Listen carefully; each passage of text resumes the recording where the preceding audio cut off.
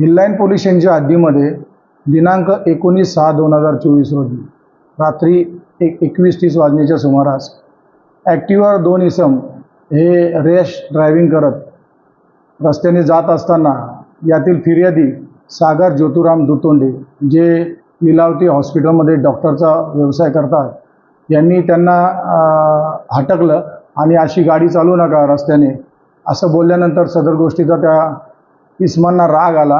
राग आल्यानंतर त्या 2 अनोळखी इसमांनी आपले इतर साथीदार यांना बोलवले. असे 15-20 साथीदार यांनी कैलास कॉलनी या ठिकाणी त्यांचे साथीदार बोलून सदर डॉक्टर आणि त्याच्याबरोबर त्यांचे भाऊ यांना त्या ठिकाणी असलेल्या लाठ्या आणि बॅट याच्याने दुखापती केलेल्या आहेत.